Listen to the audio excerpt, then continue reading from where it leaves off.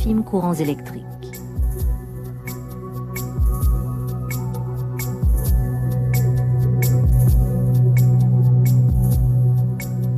Cet électrocardiogramme est un enregistrement de l'activité électrique qui traverse le muscle cardiaque, contrôlé par un faisceau de cellules nerveuses connu sous le nom de nœud sinusal cardiaque.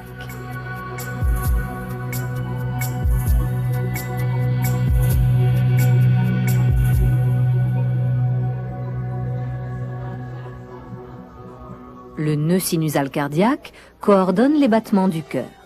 Il reçoit également les messages que lui transmettent les autres parties du corps, augmentant ou diminuant le flux sanguin à la demande.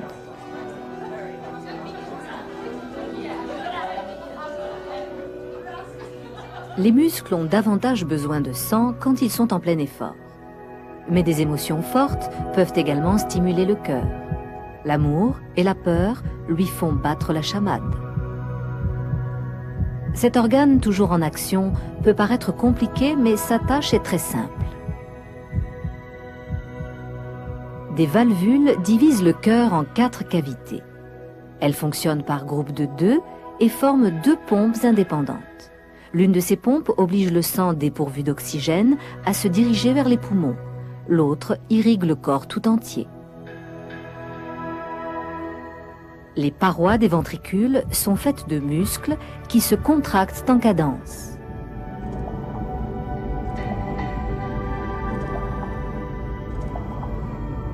Les valvules, solides mais souples, garantissent le flux sanguin en sens unique.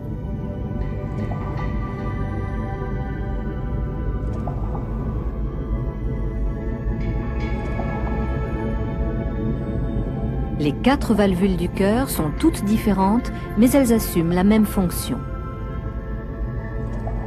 À chaque fois que les muscles cardiaques se contractent, le sang est rejeté dans une seule direction.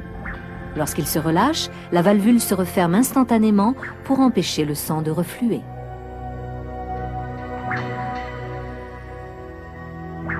Le bruit de ces valvules traduit les efforts réalisés par le cœur. Quand les 2 valvules principales se referment rapidement, elles émettent le bruit d'un second battement de cœur.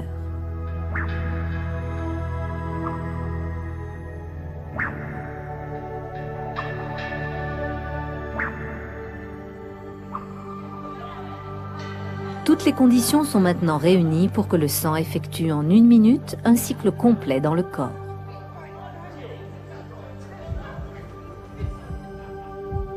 Tout commence dans la partie gauche du cœur, la pompe la plus résistante. L'oreillette gauche se remplit de sang chargé d'oxygène issu des poumons. Les piliers de cette cathédrale biologique sont constitués de muscles et de fibres très résistantes. Elles permettent de rejeter la moindre goutte de sang à chaque battement de cœur.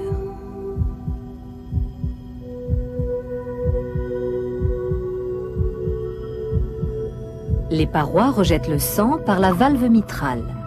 Ces 2 clapets sont supposés ressembler à la mitre d'un évêque.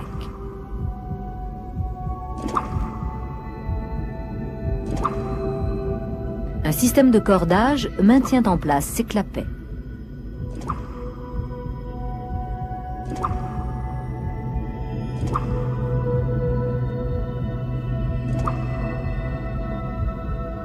Le sang pénètre dans le ventricule gauche. Il est entouré par le muscle cardiaque le plus puissant.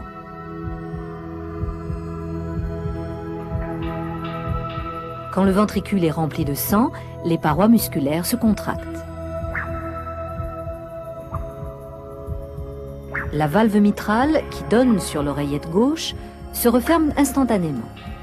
Le sang chargé d'oxygène et d'énergie est rejeté à travers la valvule aortique. La pression est telle qu'elle lui permet d'atteindre les parties du corps les plus éloignées. Au-delà de cette valvule se trouve la plus grosse artère du corps humain, l'aorte. Ici, le sang commence un incroyable voyage.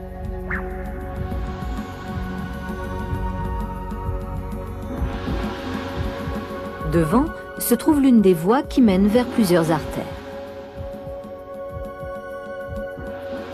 À chaque pulsation cardiaque, le sang suit le conduit de l'aorte, vers le haut puis vers le bas.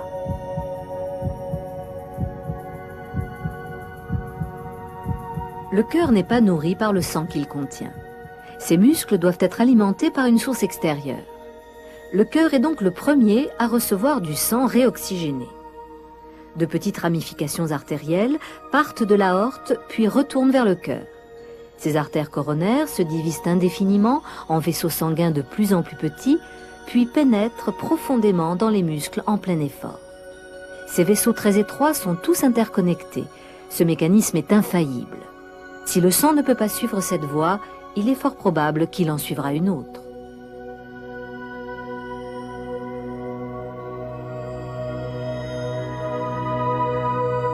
Le retour du sang, appauvri en oxygène, est évacué par un système de veines coronaires bleues vers le côté droit du cœur. Au sommet de la crosse aortique, le sang peut aller dans 3 directions différentes. Les ouvertures à droite et à gauche sont les artères qui vont dans les bras. Celle du centre et de la tête contient un organe très actif qui recherche de l'oxygène neuf en permanence.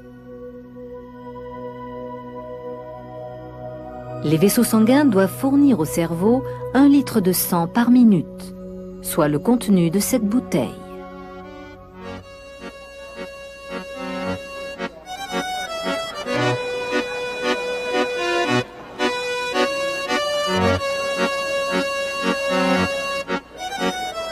Le cerveau est le seul organe à être irrigué en permanence afin de contrôler au mieux le fonctionnement du corps, même quand nous passons une soirée à nous détendre entre amis.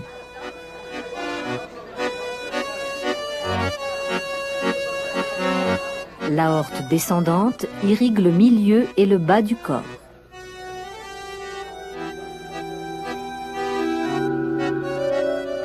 Le sang ne suit pas les conduits annexes qui mènent à la tête et aux pieds. Il continue vers le haut de l'aorte. Celle-ci passe derrière le cœur et entre les poumons et continue son parcours à travers ce conduit qui rétrécit indéfiniment. Elle rejoint un carrefour important où les artères mènent au rein. À ce niveau, le sang passe à travers des millions de filtres microscopiques qui se débarrassent des toxines et du surplus d'eau. Les déchets sont éliminés dans les urines par les uretères jaunes. Ils font partie intégrante de la tuyauterie du corps humain. Les artères ne sont pas seulement des conduits. Leurs parois résistantes sont constituées de piliers musculaires. Ces muscles jouent un rôle actif dans le contrôle de la pression sanguine et conduisent le sang vers les parties du corps qui en ont besoin.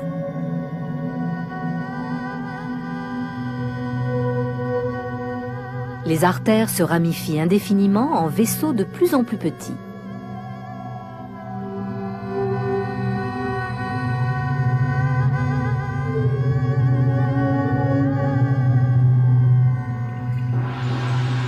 Plus l'artère est fine, plus elle module le débit du sang.